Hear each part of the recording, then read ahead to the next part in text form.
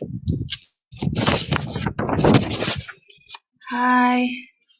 Okay. Bos boleh dengar kan? Okay. Boleh kita boleh mulakan sekarang. Okay. Are you sharing the screen now? Assalamualaikum. Not yet. After this.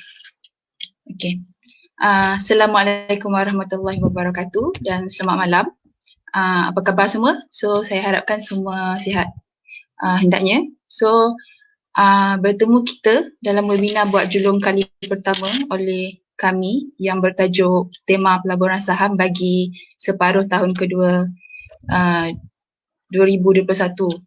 Jadi saya Nurul Ashkin selaku hos anda dan bersama pengelas kita pada malam ini iaitu Encik Azharuddin bin Nordin, iaitu Head of Research BIMB Security yang akan mengulas dengan lebih lanjut akan topik ini.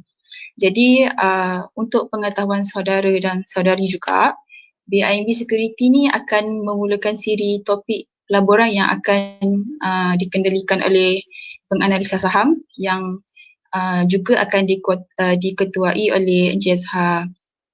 So macam yang kita dah tengok pada tahun lepas 2020, Bursa Malaysia pun dah saksikan yang ada peningkatan ketara dalam penyertaan pelabur runcit.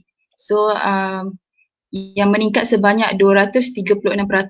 Jadi sebenarnya ini kita dapat lihat ianya merupakan purata penyertaan yang tertinggi yang pernah kita catatkan dalam pengendali bursa saham. Dan sampai sekarang pun memang kita boleh lihatlah penyertaan daripada pelabur-pelabur runcit ni masih mendapat sambutan. Jadi soalan utama adalah apakah tema-tema pelaburan yang dapat kita lihat sehingga ke hujung tahun ini. Jadi tanpa membuang masa lagi, saya akan serahkan platform ini kepada Encik Azharuddin. Dipersilakan. Sekejap ya.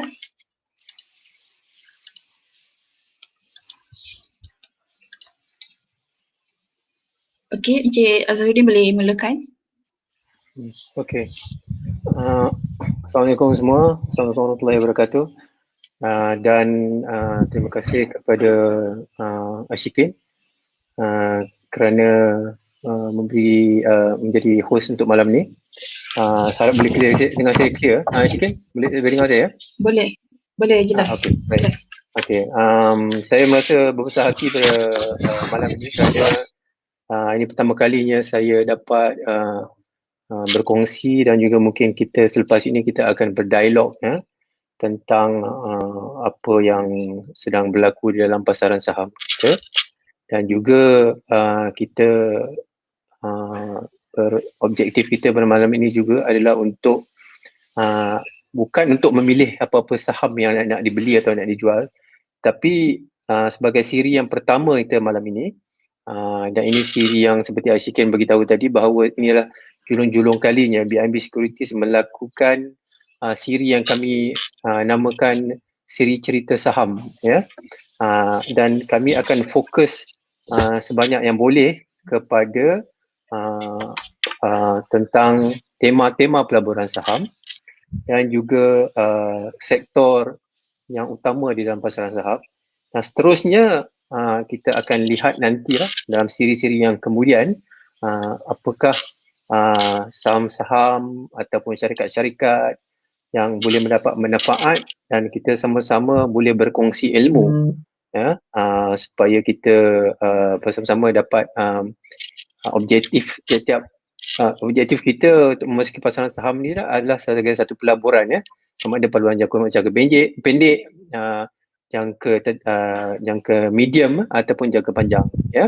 Jadi kita akan sama-sama nanti, saya harap siri cerita saham ini yang kita perkenalkan ini akan menjadi satu platform untuk kita bersama-sama berkongsi ilmu, insyaAllah. Okey. Sekian, boleh kita pergi kepada slide yang berikutnya. Okey. Sebagai intro tadi yang saya telah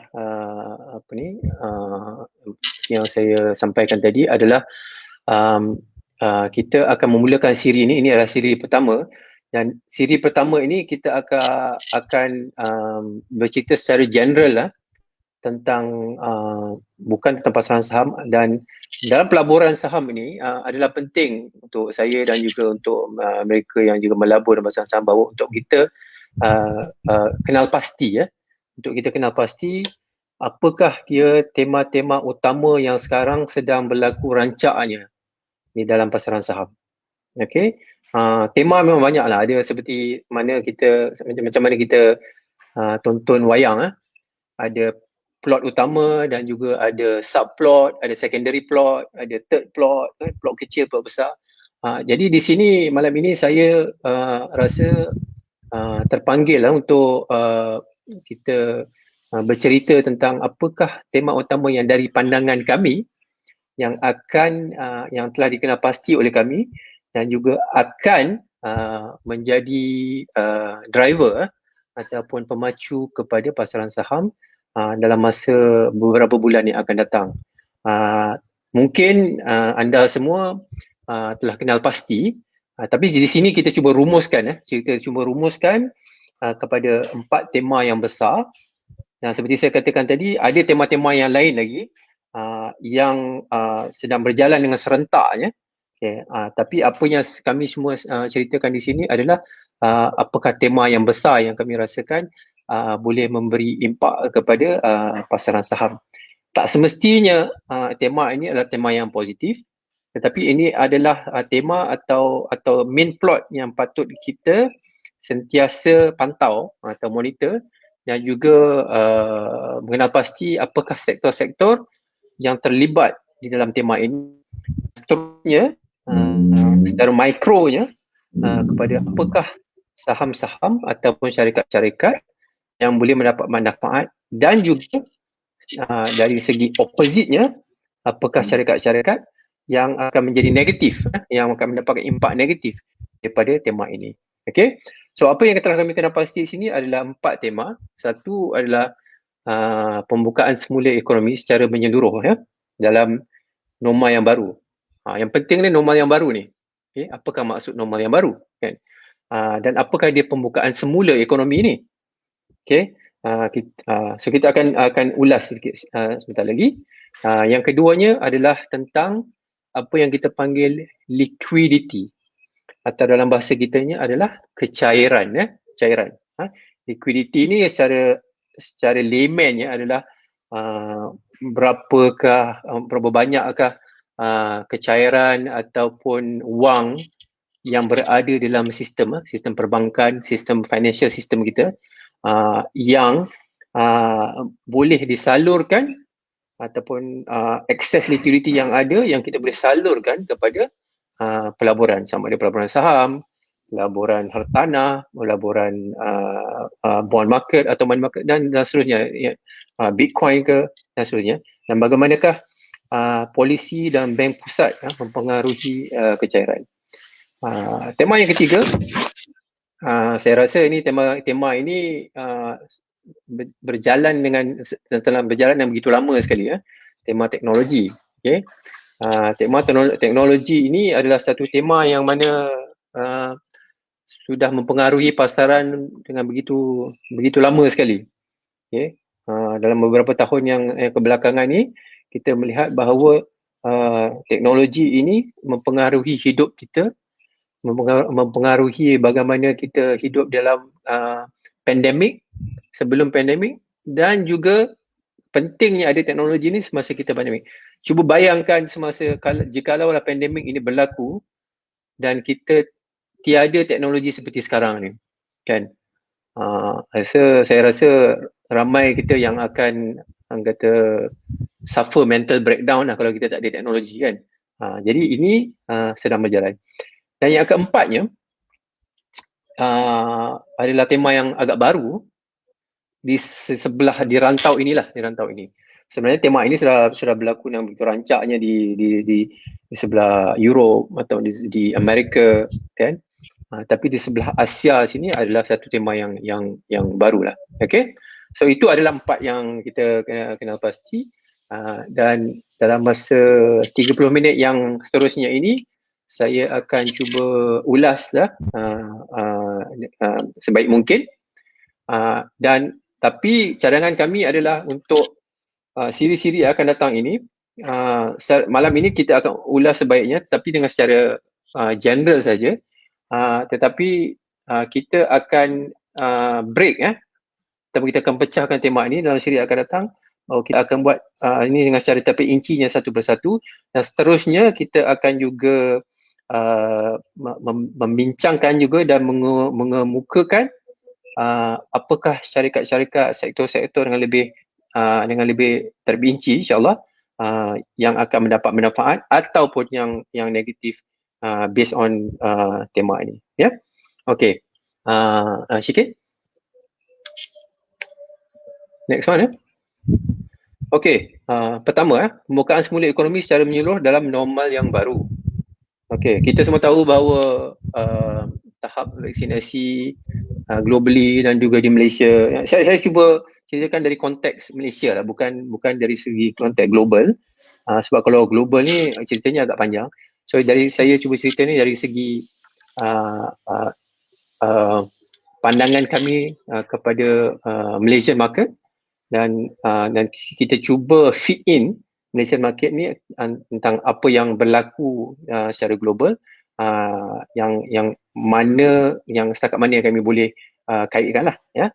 So vaksinasi, kita tahu bahawa vaksinasi di Malaysia ni sekarang berjalan dengan begitu pesat sekali, dan ramai yang antara kita yang telah mendapatkan vaksinasi dan dapat dos kedua, walaupun kes COVID, ataupun kes COVID yang berada di ICU masih lagi tinggi, tetapi at the same time the vaccination punya proses ni sedang berjalan dengan lancar. Sama mana yang kita lihat kan, bahawa di Amerika Syarikat, di United Kingdom, right, bahawa pentingnya rate of vaccination ni, ya. Jadi bila ramai yang mendapat vaksin,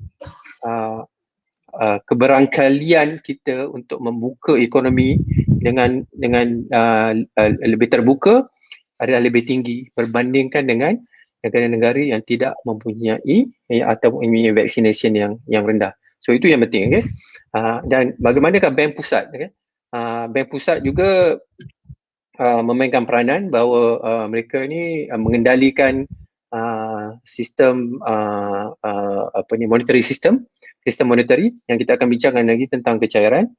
Dan apabila ekonomi dibuka secara menyeluruh, sekarang ini saya rasa bahawa kita tidak mungkin kita akan hidup dalam lockdown ini dengan lama. Sekarang kita pun dah ada dalam lockdown dalam masa 3 atau 4 bulan kan, masuk 4 bulan.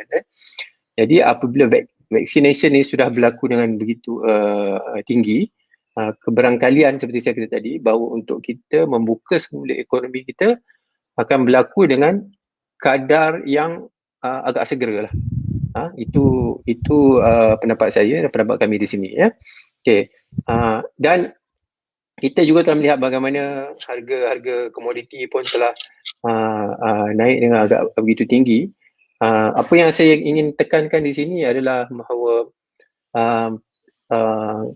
pemulihan ekonomi yang sedang berlaku ini sekarang, kita dah hampir komplit apa yang kita panggil bentuk V, ya, bentuk V, di mana ada setengah-setengah negara telah kembali pulih pada tahap asal sebelum berlakunya pandemik dahulu. Okey, itu yang pertama. Yang keduanya, apa yang penting adalah sekarang ini mengikut apa yang dikajian oleh Refinitiv, satu syarikat kajian, mereka mengatakan bahawa household income ataupun disposable income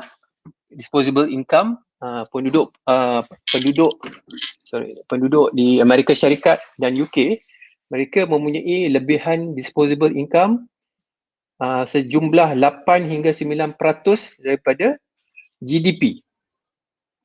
So maknanya disposable income ni sedang menanti untuk dibelanjakan apabila ekonomi semua, bukan ekonomi Malaysia saja, ekonomi dunia dibuka dengan sepenuhnya. Okay, okay, next one, Ashiki. Dan apabila ekonomi dibuka dengan sepenuhnya, maka sektor-sektor yang akan mendapat manfaat daripada ini, seperti kita tahu bahawa ramai antara kita yang saya rasa tak sabar nak pergi melancong, kan, tak sabar untuk pergi ke kedai semula untuk membeli barang-barang yang kita panggil discretionary item. Kita ada barang basic, kita juga ada barang yang bukan basic. Kalau basic ni kita panggil barang seperti barang seharian, hari-hari kita, beras, minuman, susu, apa itu barang basic. Okay. Tapi barang yang tak basic ni apa yang kita panggil adalah discretionary items. Seperti barang mewah lah, handbag, jam tangan mahal, okay, kereta, kan. Ini semua adalah kita panggil discretionary item. Jadi disposable income ni yang ada sekarang ni, yang kita panggilkan demand yang terpendam ni, sedang menanti untuk dibelanjakan lah, kan. Dan kita dan apabila rakyat ataupun consumer mula berbelanja dan juga boleh travel, inilah dia sektor-sektor yang akan mendapat manfaat daripada pembukaan semula. Dan juga sektor pembinaan dan juga seperti construction. Jadi kita kena tengoklah saham-saham yang berkaitan, apakah saham atau syarikat berkaitan yang akan mendapat impak yang positif daripada pembukaan semula ini. Jadi yang pentingnya adalah, okey, risikonya, apakah risikonya? Risikonya adalah there will be apa yang kita panggil stop and go lah. Stop and go maknanya apa yang kita telah alami dalam masa setahun setengah yang lepas ini, banyak ekonomi buka, tutup, buka semula, tutup semula. So saya rasa ini adalah new normal yang kita akan hadapi, right? Sebab tiada siapa yang pernah mengalami kehidupan sebegini.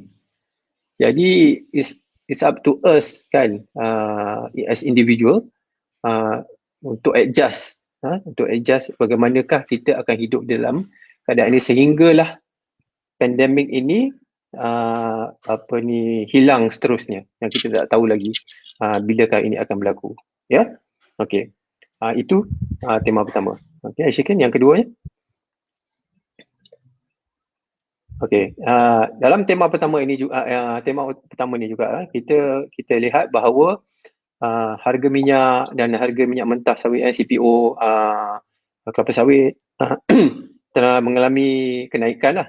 Jadi apa yang kita katakan, walaupun kita ni duduk di rumah, ramai orang duduk di rumah, tetapi harga-harga komoditi naik dengan telah melonjak naik, bermakna walaupun kita tinggal di rumah, pemulihan ekonomi yang berlaku dalam masa setahun yang lepas ini sebenarnya seperti yang saya katakan tadi adalah telah berlaku satu bentuk V lah. Jadi kita lihat connection dengan begitu dengan begitu ketara sekali, menurun pada kuartal kedua tahun lepas dan juga kuartal ketiga, kan, tapi telah naik dengan begitu cepat dalam kuartal keempat dan kuartal pertama tahun ini, dan kita akan menyaksikan juga bagaimana hari Jumaat ni, besok GDP kedua tahun suku kedua Malaysia akan diumumkan, dan kita akan lihat bagaimana year on year, tahun ke tahun, bahawa GDP Malaysia ni akan naik dengan agak tinggi lah. Jika dibanding dengan suku kedua tahun 2020, di mana suku kedua tahun 2020 ni kita masih lagi berada dalam keadaan yang saya kata agak kelam kabut sikit lah masa tu, walaupun kita berada dalam lockdown sekarang, tapi kita berada dalam lockdown yang lockdown pertama tu lebih memeritkan daripada lockdown ketiga lah pada saya lah. kan. Sebab masa itu kita berada di dalam suatu environment yang mana kita panggil, kita masih unknown lagi apa yang akan berlaku, dan vaksin masa itu pun masih belum nampak bayang lagi. Okay. Tapi sekarang vaksin sudah ada, dan to me, like I said just now, it's just a matter of time before, kan, I mean notwithstanding apa variant lah, delta variant apa semua yang berlaku ni, just a matter of time before kita dapat membuka semula ekonomi ni. Okay, baik. Seterusnya, okay, kecairan. Kita nak bincangkan tentang kecairan. Seperti mana yang telah disebut pada awal tadi oleh Ashikin bahawa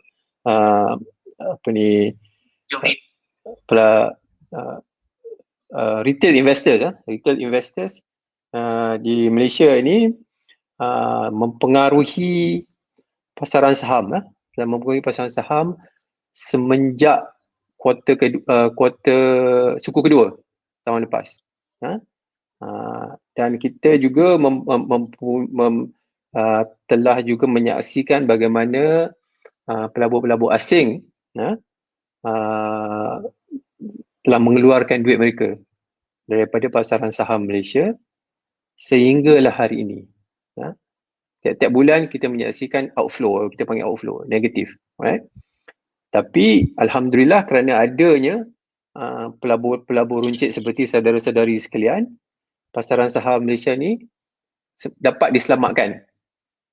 Maknanya kita sini telah menyelamatkan pasaran saham kita. Jika bukanlah kerana kepada pelabur-pelabur runcit ni, kita panggil hero, saya panggil hero lah, unsung heroes, pelabur runcit ni, mungkin pasaran saham kita ini akan mengalami kejatuhan yang lebih teruk lagi lepas. Tapi seperti yang saya katakan tadi, bahawa dengan adanya pelabur-pelabur runcit seperti kita ni, maka pelaburan saham Malaysia ni dapat menyaksikan satu lonjakan pada tahun lepas. Dan kita ni semua ni bukanlah kita beli stok yang kecil-kecil saja. Okay. Tahun lepas, kalau kita sebenarnya sedar bahawa pelabur runcit tahun lepas membeli saham seperti Top Glove, Supermax, Kosan, Hartalega, ini adalah antara syarikat-syarikat yang menjadi favorite among retail investors. So, bukan calang-calang lah retail investors Malaysia ni. Kita tidak beli penny stock saja. Kita membeli saham-saham yang mahal juga. Okay. Dan juga data ini menunjukkan bahawa memang ada fakta menunjukkan bahawa pelabur runcit membeli saham-saham yang besar, bukan saja saham-saham yang kecil sahaja. Jadi kita tak boleh jangan underestimate lah pelabur runcit. Sebab kenapa? Ini adalah sebabkan oleh satu pertama ada kecairan. Dan kecairan ini bukan hanya berlaku di Malaysia saja. Okay? Kita semua tahu bahawa kadar faedah sekarang berada di tahap yang saya boleh katakan paling rendah dalam sejarah. Kan? Ada setengah negara interest rate mereka atau bond rate mereka negatif. Kan? Bermaknanya ataupun interest rate bank negatif. Maknanya kita ni tak boleh letak duit kat bank. Kalau kita letak kat bank kena bayar. Bukan apa ini tak dibenarkan sebab negatif. Jadi duit akan terhakis. Sama juga dengan seperti di Malaysia ni, kalau kita meletakkan duit di Malaysia ni, kita hanya akan mendapat kepulangan sebanyak 2 atau 3% saja sebelum ditolak inflasi. Kan? Kalau kita letak duit di bank, katakan kita dapat 3% tahun, kita tolak inflasi yang dijangkakan akan naik kepada kadar 2 atau 3% pada tahun ini dan mungkin juga tahun depan, maka apa yang kita dapat daripada bank tu secara realnya, secara realnya atau real return yang kita dapat adalah hampir kosong. Okey, hampir kosong. Jadi kecairan ini yang kita saksikan telah disalurkan ke dalam pasaran saham. Dan ini bukan berlaku di Malaysia sahaja, tetapi berlaku di serata dunia. Okey. Data yang saya ada adalah tentang, saya nak bacakan data yang saya ada ni. Pada dalam masa setahun ini sahaja, global assets under management, maknanya wang yang di bawah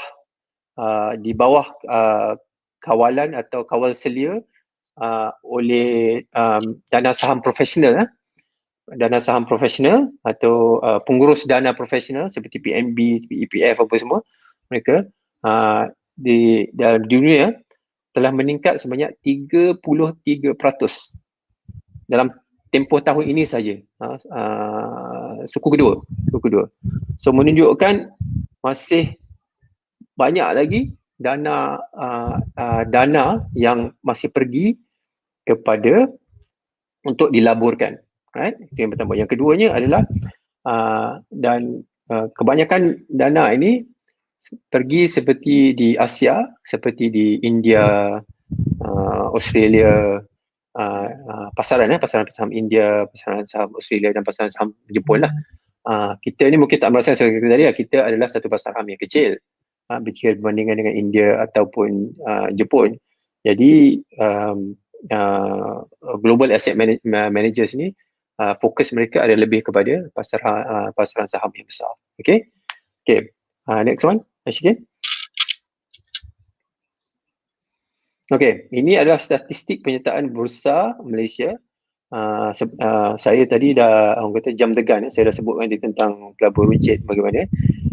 Jadi pelabur runcit ni bila kita lihat daripada 2019, 2020 kan, saya pun tak berapa nampak clear, tapi pelabur runcit naik sebanyak 13% pada tahun 20, dan pada tahun 2021 je pelabur runcit ni hampir 40% 40% adalah daripada pelabur runcit, berbanding dengan tahun 2019 hanyalah 24% sahaja.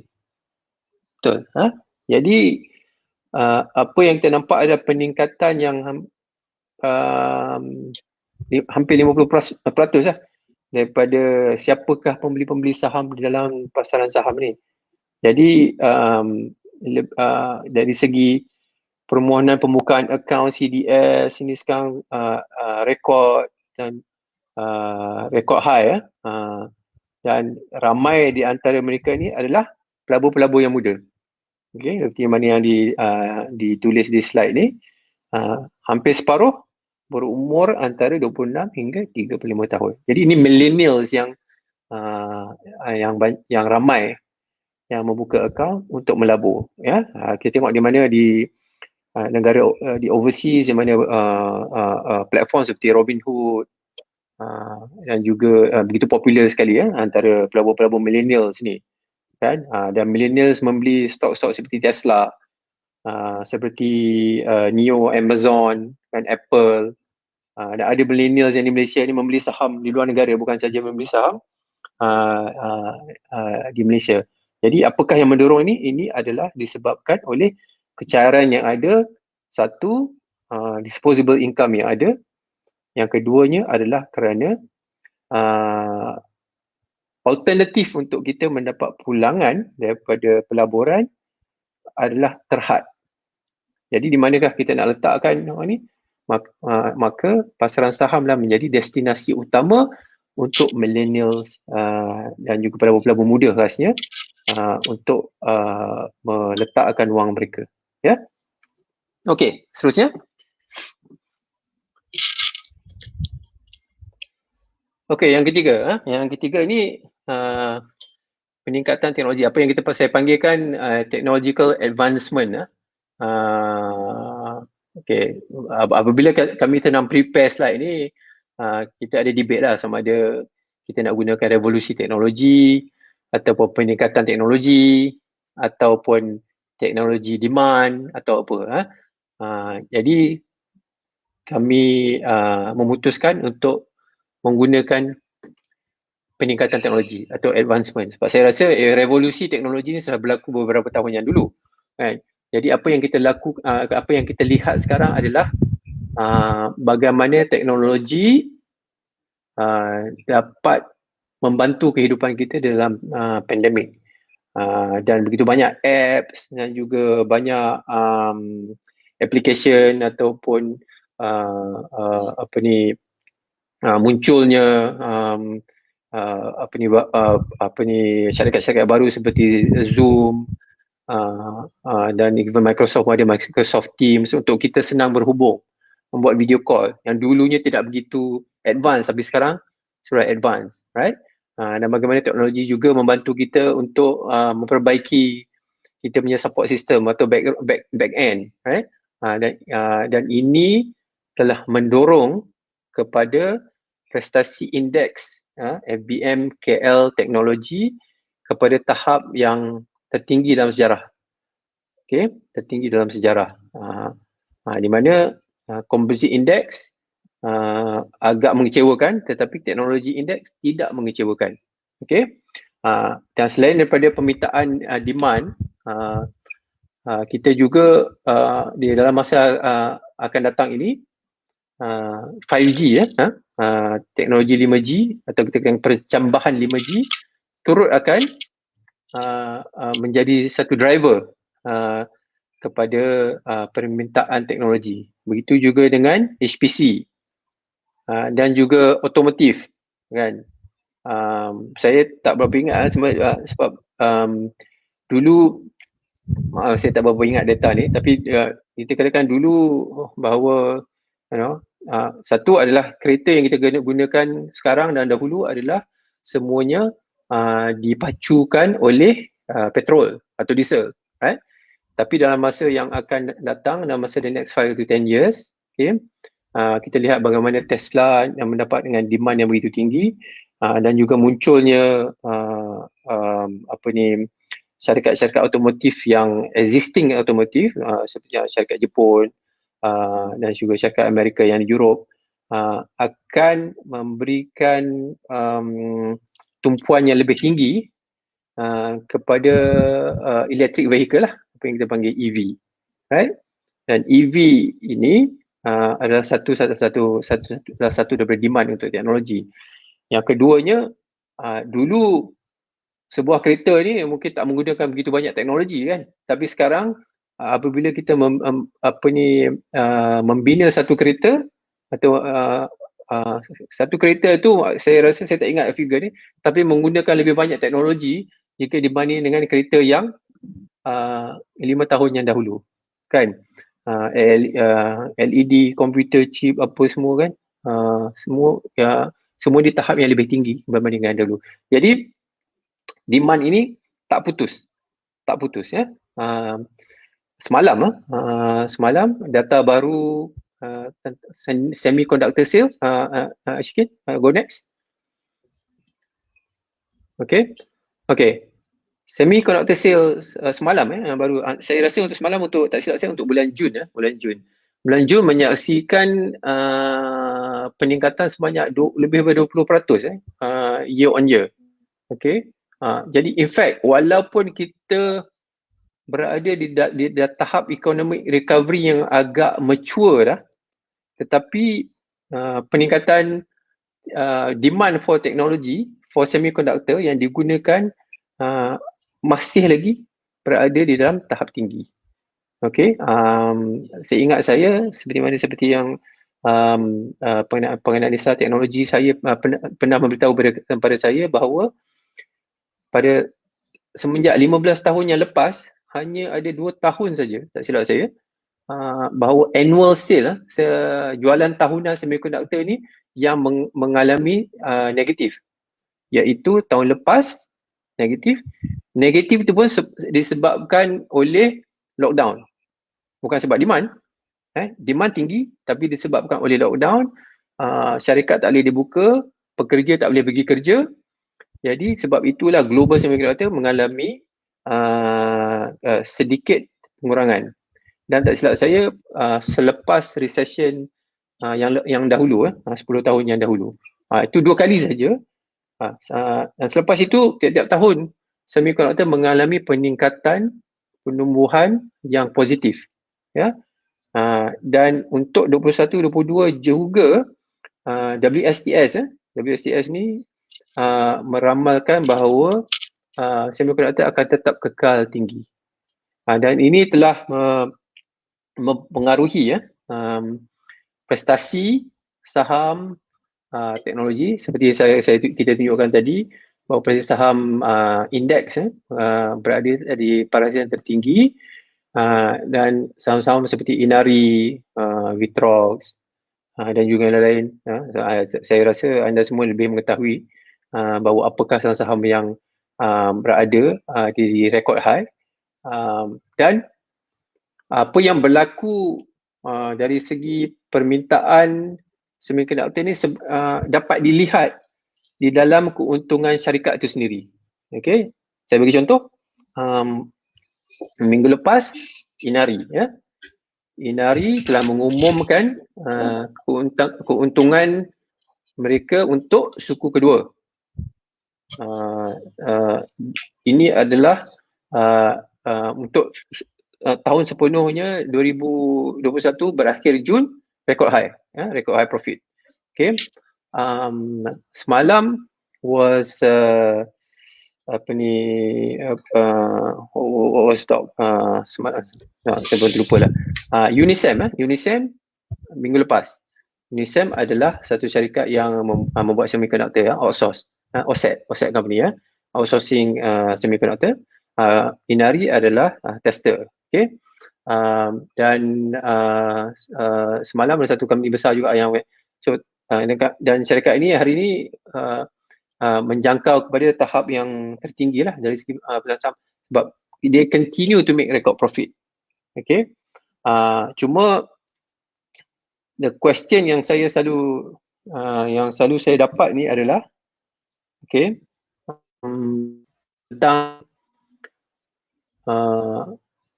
bukankah saham teknologi ini dah tinggi? Okay, tak apa, itu kita akan ulas dalam siri akan datang. Tinggi ke atau tak tinggi saham teknologi ni, kita boleh ulas.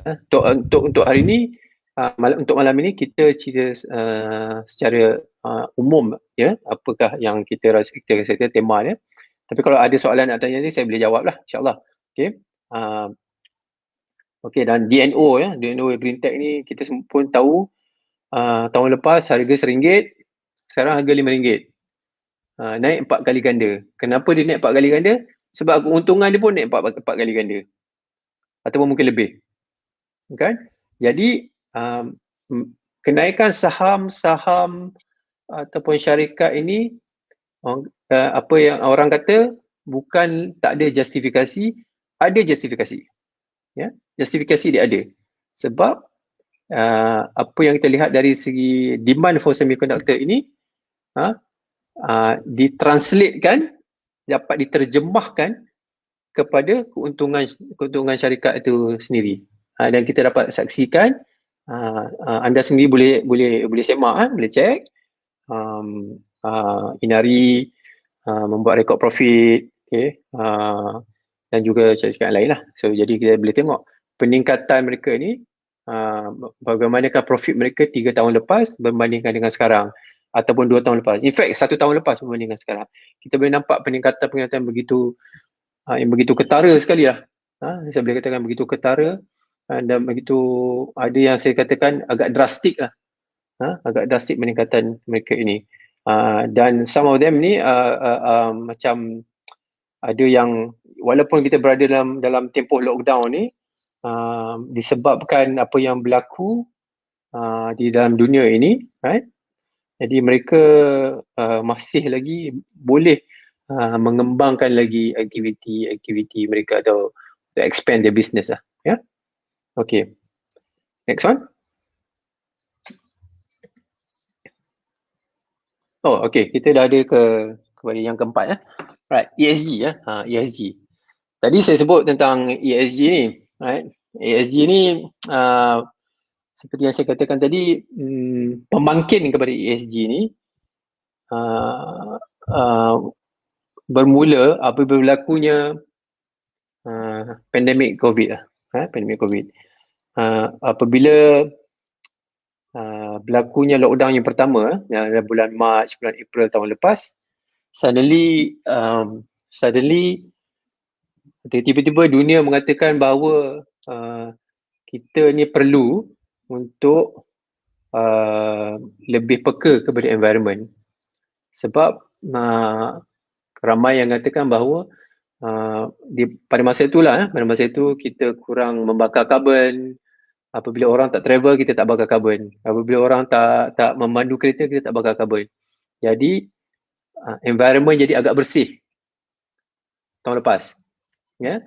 Jadi apabila berlakunya kesedaran itu, tiba-tiba orang pun sedar kata, mungkin kita boleh lanjutkan lagi tentang ataupun mengambil effort yang lebih serius lagi untuk kita memastikan bahawa dunia ini menjadi lebih apa word yang saya boleh gunakan, lebih bersih lah, lebih bersih sebelum waktu pandemik. Jadi syarikat-syarikat diberikan tekanan, boleh saya gunakan sini, diberikan tekanan oleh pelabur-pelabur besar, pelabur besar seperti BlackRock, Goldman Sachs, dan juga di Malaysia seperti KWSP juga memberikan fokus utama tentang apabila mereka hendak melabur di dalam syarikat-syarikat, saham-saham syarikat, mereka nak tengok, diorang nak tengok adakah syarikat-syarikat ini mempunyai polisi, bukan setakat polisi saja, polisi kena ada, dan juga walk the talk lah. Walk the talk maksudnya adalah mereka ni menterjemahkan apa yang mereka polisi ada tu, dan juga melakukan apa yang kita panggil ESG, iaitu menjaga effort untuk menjaga persekitaran. Apakah effort untuk mereka menjaga sosial dan juga tabik urus atau kita panggil governance. Ini governance ni tentang corruption, accountability, responsibility. Social ni adalah mostly tentang pekerja, bagaimana kita menjaga pekerja, adakah kita melakukan forced labour, right? I think kita ada membaca beberapa syarikat dalam masa beberapa bulan ni kan, yang mempunyai isu dengan Amerika Syarikat yang mengatakan bahawa syarikat-syarikat Malaysia mengamalkan buruh paksa, kan? Jadi apabila mereka letakkan stigma ni, dia block jualan CPO, dia block jualan glove kepada Amerika Syarikat, right? Satu tentang persekitaran, right? Apa dia persekitaran, bahawa apabila kita adakan polisi dan juga kita kena reduce carbon lah, carbon burning atau carbon emission, jadi semua ini menjadi tema utama kepada pelabur-pelabur besar, right? Jadi jikalau mereka melihat ada syarikat-syarikat yang kurang memberi fokus kepada what we call ESG ni, jadi mereka akan kurangkan. Ada setengah syarikat ni mempunyai game plan, target untuk kurangkan. Okay?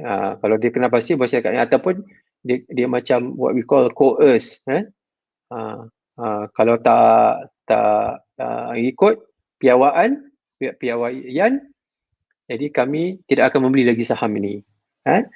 So secara orang kata panggil moral suasion lah. Okay, so next one. Okay.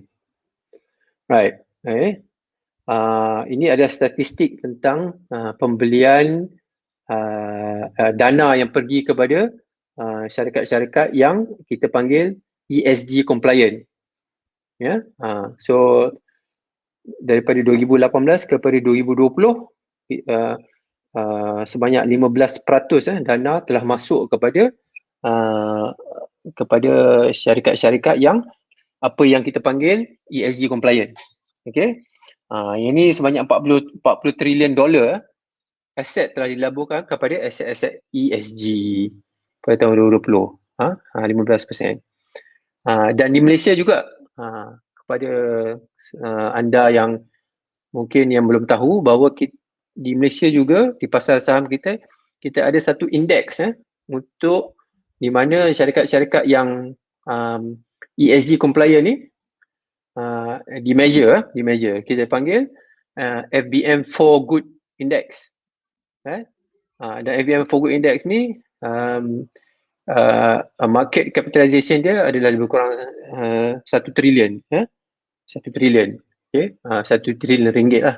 Jadi agak besar. So hampir-hampir semua yang stok sekarang dimasukkan dalam for Good Index ni. Ya. Next one. Okay. So, jadi apakah dia syarikat ESG ni? Kita tengok Tesla dan di US ni, NIO ni semua they involved in EV electronic EV vehicles. Dan juga di dalam apakah dia contoh-contoh syarikat 5 yang terbaik di dalam in terms of performance tahun ini. Kita tengok Unisem, Inari, PCAM, Sunway dan Matrix Concept. Ini yang antara saham yang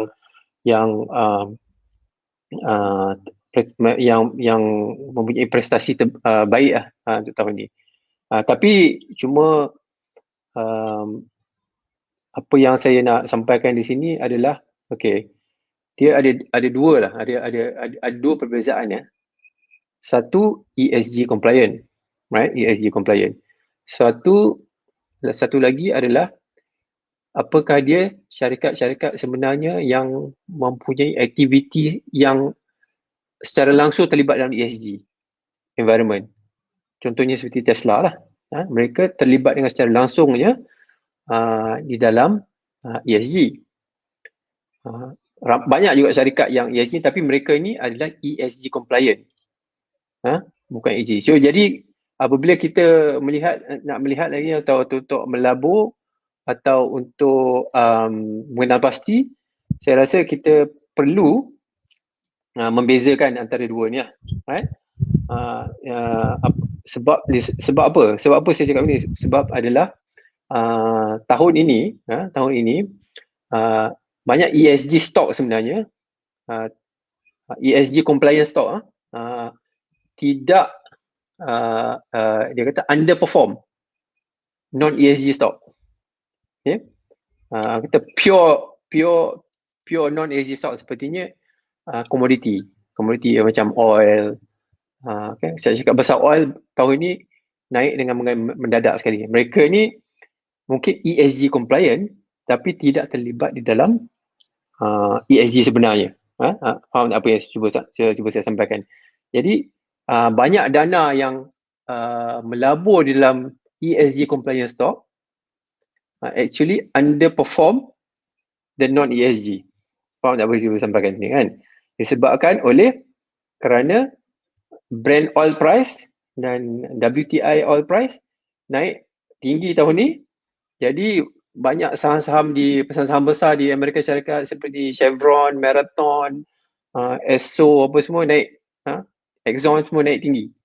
Dan mereka ini bukanlah sebenarnya ESG sebab mereka ni carbon, dia pun membakar carbon kan. Right? Jadi kita kena pastilah. Seperti saya katakan tadi, ini adalah tema lah. Tema. Jadi kita perlu juga tengok apakah sektor dan juga apakah syarikat-syarikat yang mendapat manfaat daripada tema-tema ini. Ya. Jadi saya rasa itu saja kot. Ada lagi tak? Okay. Habislah tema kita ni. Jadi kesimpulannya 4 lah. Kesimpulannya adalah 4 tema ini yang kami rasakan akan memberi dorongan kepada pasaran saham. Tapi kita perlu juga mengenal pasti apakah sektor-sektor dan juga syarikat-syarikat yang akan mendapat impak yang positif daripada tema utama ini. Dan juga kita juga kena di samping itu kita juga kena mengenali apa-apakah risiko lah. Okay. Risiko ni mungkin kita akan ceritakan daripada siri yang akan datang lah.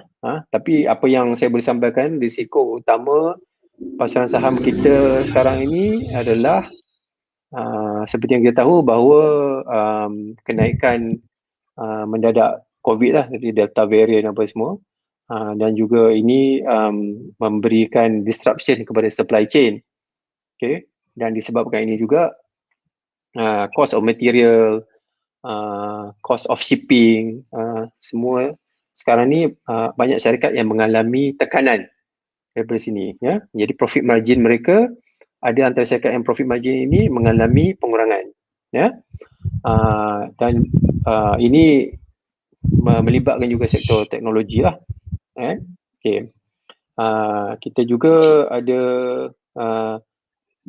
antara risikonya adalah kita cerita pasal kecairan tadi, tapi ada juga yang meramalkan bahawa kadar faedah Amerika Syarikat akan naik lah mungkin tahun 2023 atau mungkin lebih cepat daripada awal betul jika kadar inflasi di Amerika Syarikat naik melambung tinggi, ya.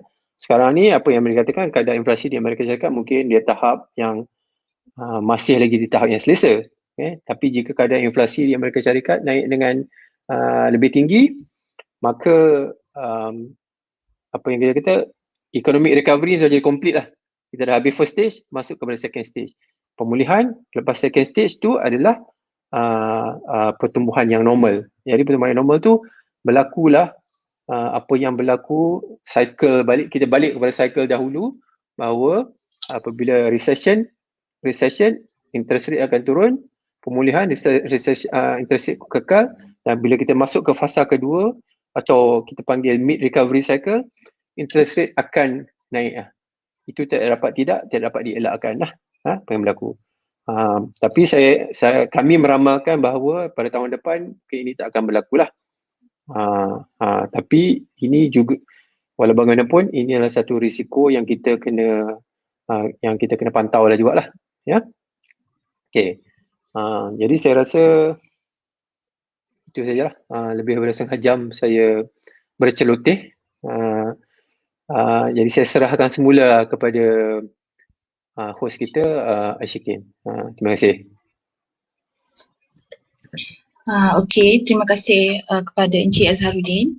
So sekarang kami akan buka pentas ni kepada soal jawab. Sebelum tu izinkan saya ulang balik apakah tema kita pada malam ni. Okay, yang pertama adalah pembukaan semula ekonomi secara menyeluruh dalam norma yang baharu.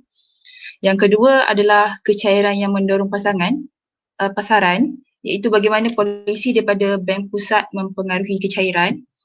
So yang ketiga adalah peningkatan teknologi, dan yang terakhir adalah ESG.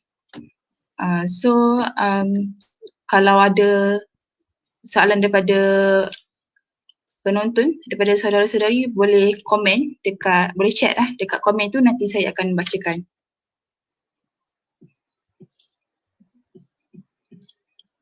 Okey, kita ada satu soalan Encik Azharuddin. Okey, soalan dia berbunyi, selain teknologi, apakah sektor lain yang patut diberi perhatian untuk menambah pulangan dalam portfolio? Okey. Terima kasih, Cik.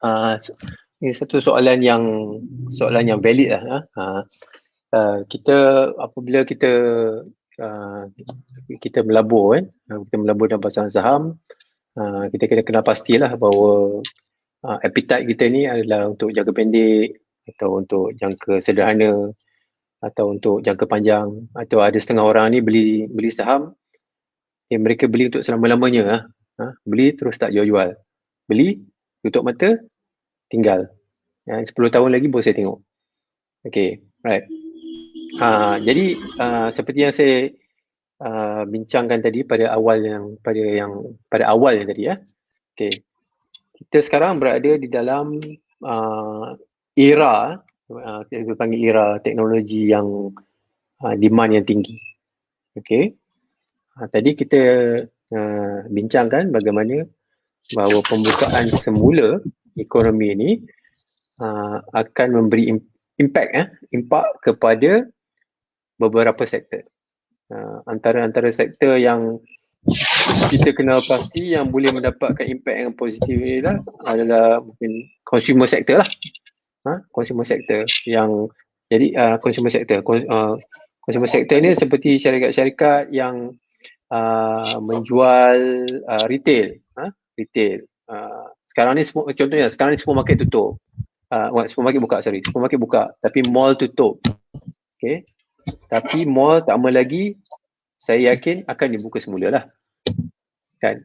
So apabila mall dibuka semula, kan, seperti yang saya tekankan tadi, bahawa disposable income kita ni agak tinggi lah. Ramai orang sedang menanti untuk membeli. Okay. Satu. Yang keduanya, ada juga supermarket yang buka. Mr. DIY buka. Tetapi ramai orang tak nak pergi ke Mr. DIY sebab takut, kan? Sebab rasa was-was untuk pergi kerana kes masih berlaku, kes yang berlaku sekarang begitu masih banyak lagi. Okay? Tetapi apabila kita dah buka semula, apabila orang rasa selesa, apabila rakyat telah divaksin, vaccination rate kita sampai satu tahap yang tinggi. Jadi saya rasa bahawa consumer sector ni akan mendapat suntikan yang baru daripada para pembeli. Jadi ada beberapa saham lah yang kita boleh tengok saham-saham besar yang ada di dalam consumer sector. Okay. Kita ada saham Nestle contohnya, Nestle ada Dutch Lady, yang ni yang besar lah. Kita ada QL Resources yang besar, kan. QL Resources ni terlibat dalam ekspor jugalah. Mereka mengeksport barangan-barangan beku, makanan beku ke di Asia. Kita ada Mr. DIY, yang Mr. DIY ni juga adalah satu komponen dalam Composite Index. Right? Kita lihat apabila berlakunya lockdown yang ketiga ni, MCO 3 atau PKP 3 ni, kita lihat kebanyakan saham-saham ni jatuh lah. Jatuh agak ketara lah. Agak drastik lah. Contohnya Mr. DIY, tak silap saya, paling tinggi tahun ni RM4.4, RM4.3. Jatuh kepada level lebih kurang RM3.30. Kan.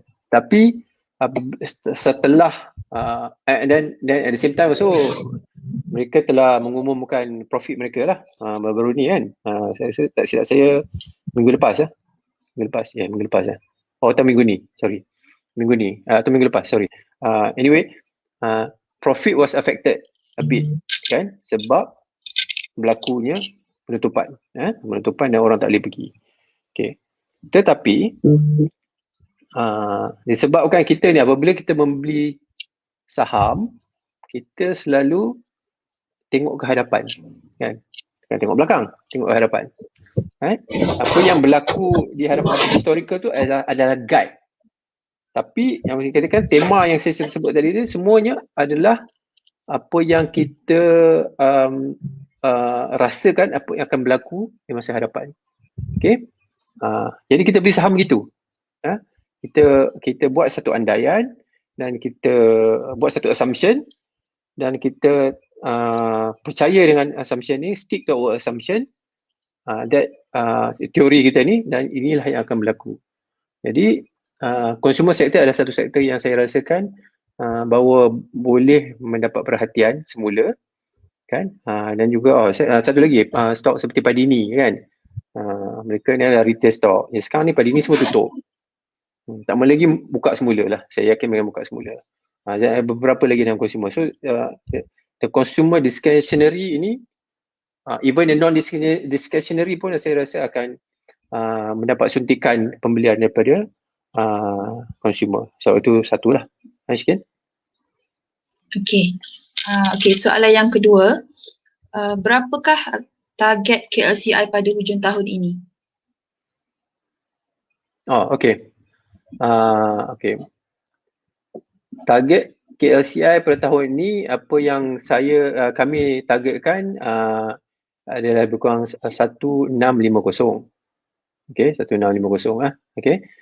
Sekarang ni lebih kurang 1,500. Okey. Okey. Itu jawapan yang direct lah, jawapan yang direct. Okey. So, apakah artinya KLCI target? Okey. Okey.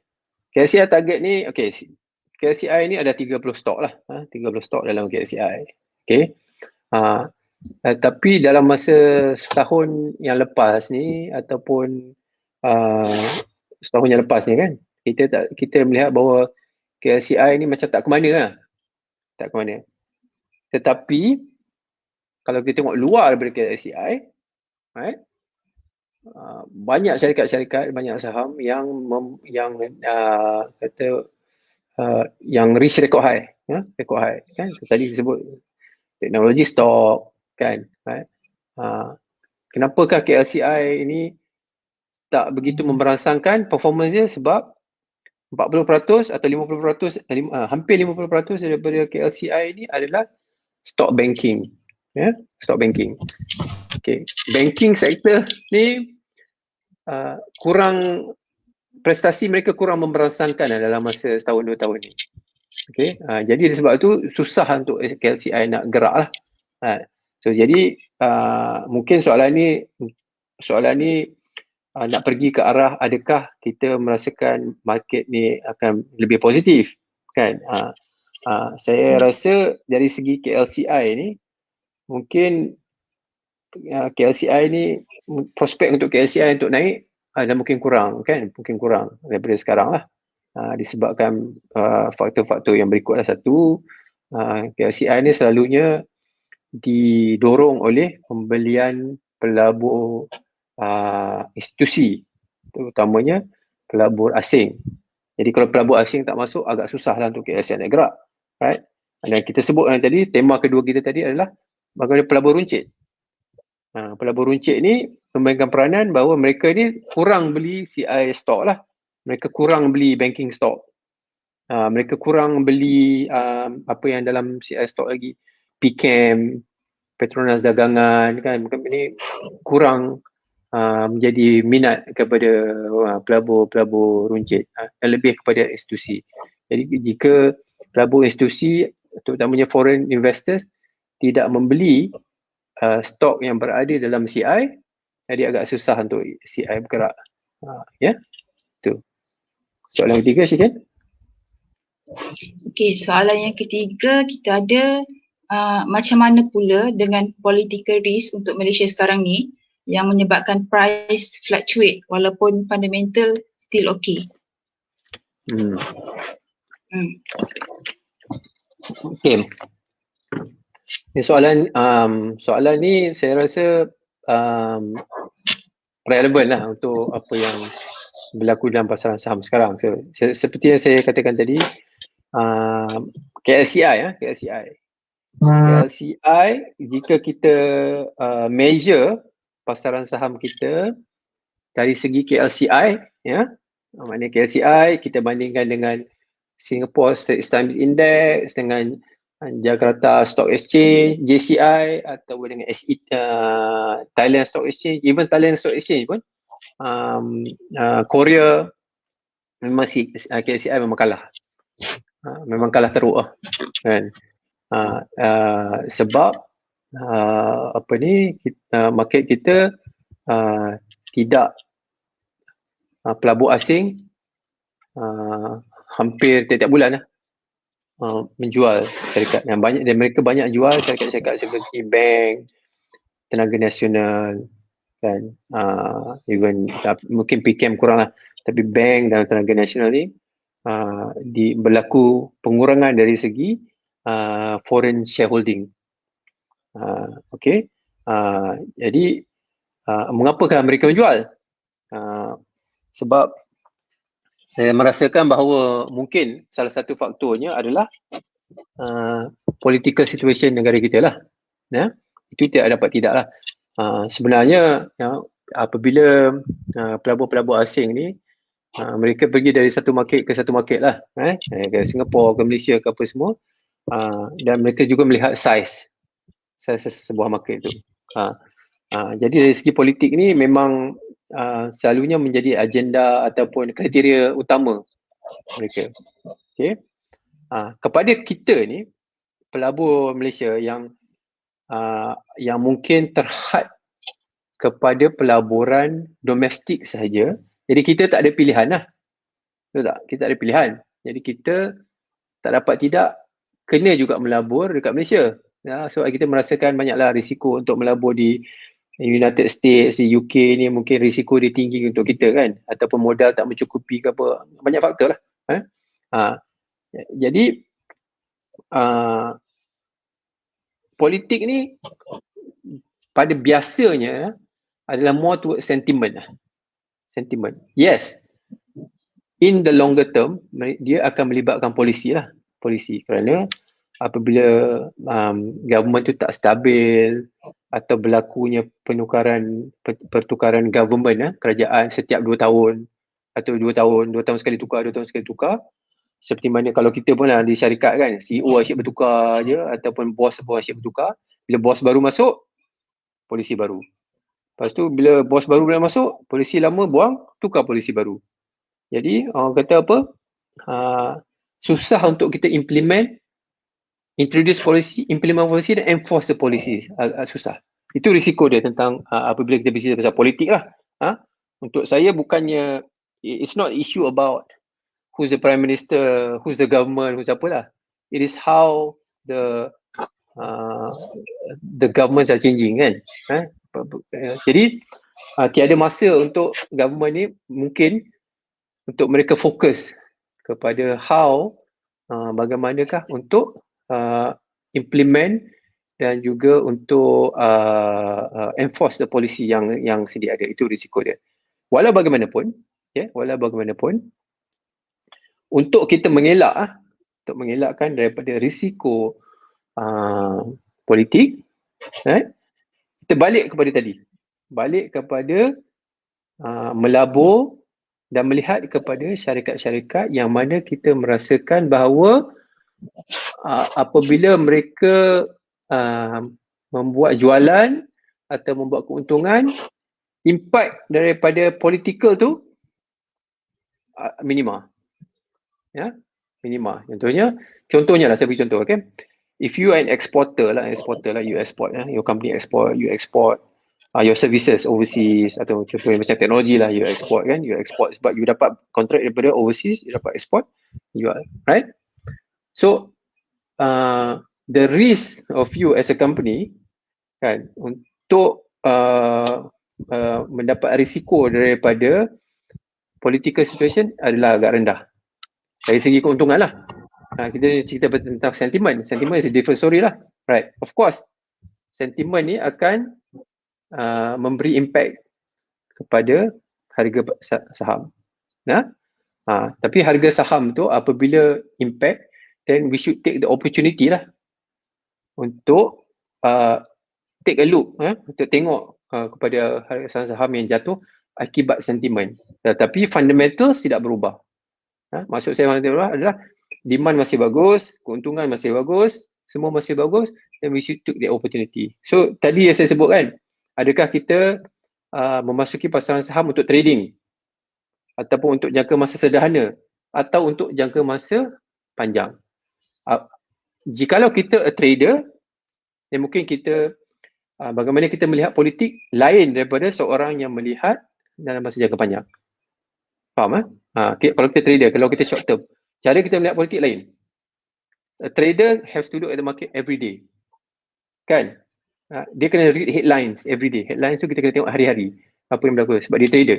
Right? Mungkin dia nak membeli untuk sehari, 2 hari atau untuk seminggu atau untuk sebulan. Tapi if you are a long term investor, katakan you jangka masa you adalah 5 tahun, you beli sekarang, you only interested to know, berminat untuk tahu apakah keuntungan contohnya syarikat A 5 tahun akan datang. Apabila syarikat keuntungan itu 5 tahun akan datang menjadi lebih tinggi dan you rasa yakin bahawa saham pun akan ikut keuntungan dan you juga akan dapat dividen.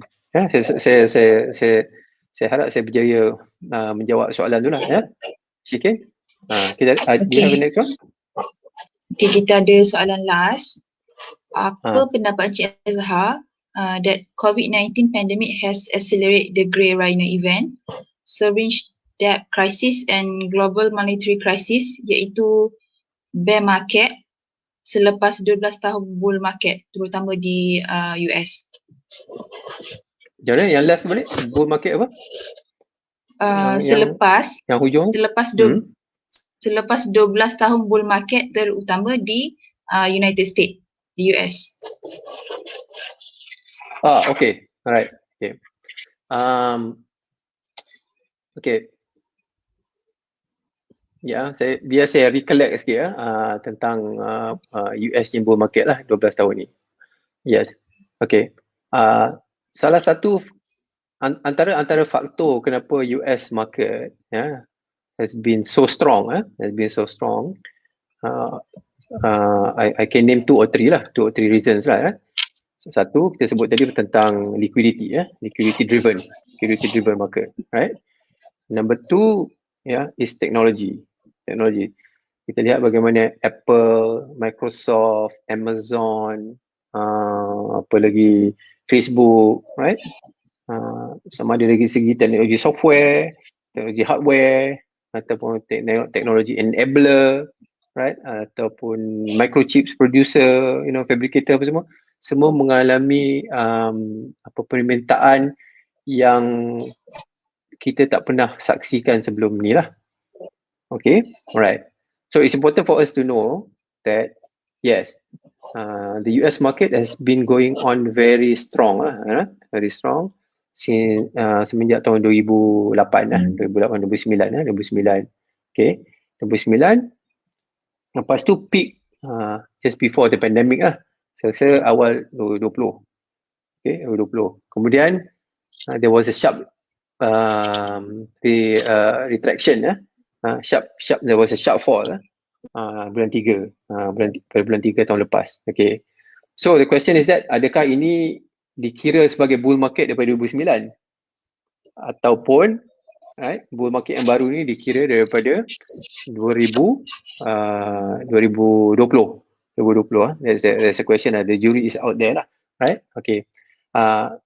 Yes, the risk is there lah. The risk is there because a lot of people have been saying that, banyak orang katakan 2020 market was high, 2019 market was high, tapi US market ni dia kata apa, dia confound belief that it continues to go up.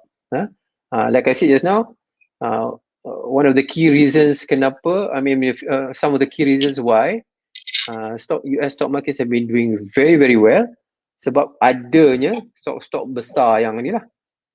Of course kita tahu Tesla ni masih belum ada profit yang kencang lah orang kata kan, tapi continue tu kan, because people look ahead. So what I can say is that it's difficult for me to say, right, whether adakah kita dah berada di penghujung ataupun a crash is imminent in the US. Of course, if stock market goes higher and higher, there is always what we call the risk of it falling becomes bigger and bigger lah, betul kan? Bigger and bigger, right? Higher and higher lah as the stock go up higher, right? So I'm not going to be claim I'm a smart person here to try to predict what the US market is going to do over the next few months, right? Saya pun tak berapa tak tahu, tapi what I can say is that inilah yang mendorongkan lah, unless like I said, one of the key risks yang kita nampak tadi adalah jikalau the Federal Reserve, right, melakukan kenaikan kadar faedah dengan lebih cepat atau daripada apa yang disebut sebelum ni lah. Ya, itu saya rasa itu yang terbaik yang saya boleh jawab lah.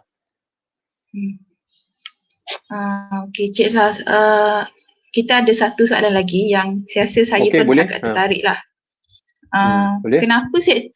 Kenapa sektor glove tak naik sedangkan Delta variant sekarang tengah mengganas? Okey. Kita balik kepada ini ya, supply and demand lah, supply and demand. Okay. Glove ni orang kata apa ni, tricky lah, tricky sebabkan kita balik kepada, jom kita patah balik kepada tahun 2020 Pada tahun 2020 glove sector, healthcare sector semuanya menjadi darling kepada stock market lah. Semua orang ada beli glove stock, semua orang ada healthcare stock.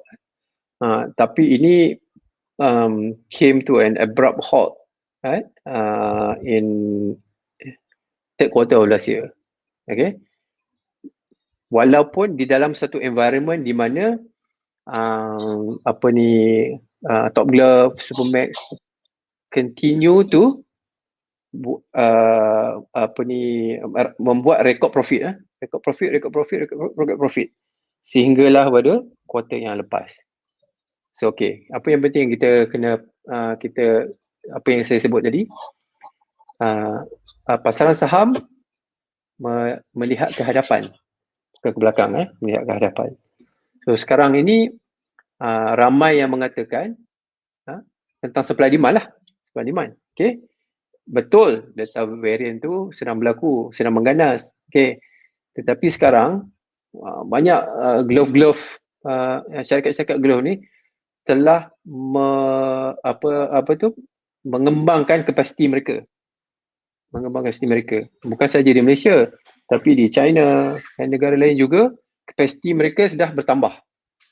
Dulu semasa tahun lepas kapasiti kurang. Jadi demand supply lah.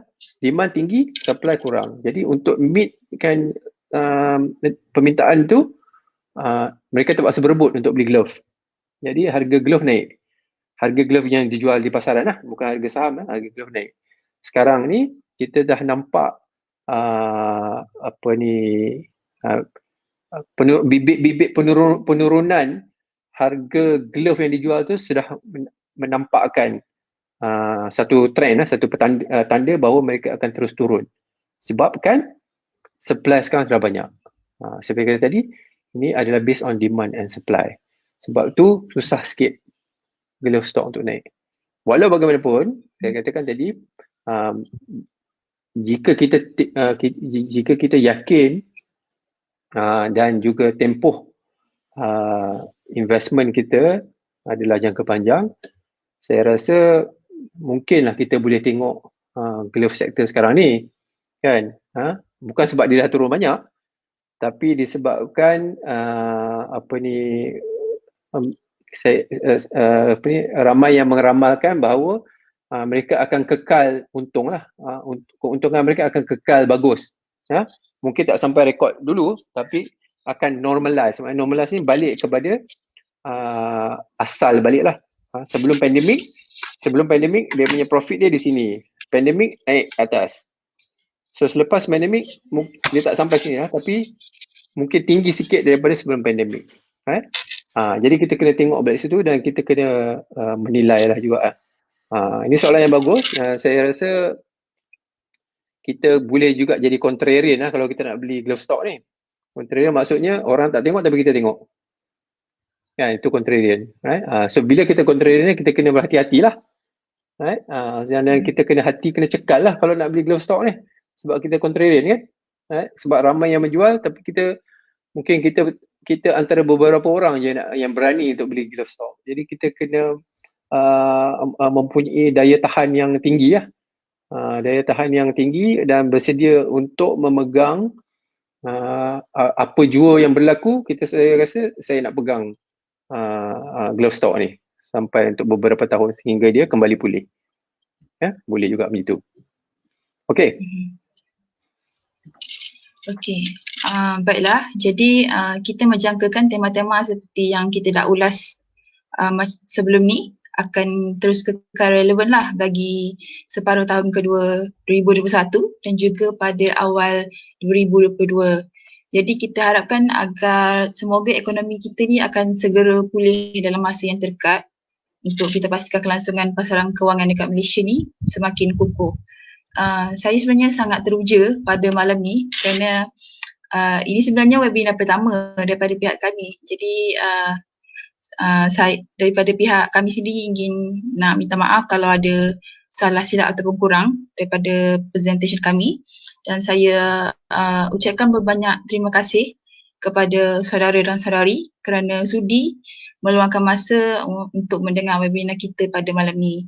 Jadi saudari dan saudara boleh tinggalkan juga komen atau syorkan pada kami isu-isu yang bertema yang mungkin insya-Allah pada sesi-sesi yang akan datang kita akan cuba untuk ulas. Jadi sekali lagi saya ucapkan terima kasih kepada semua.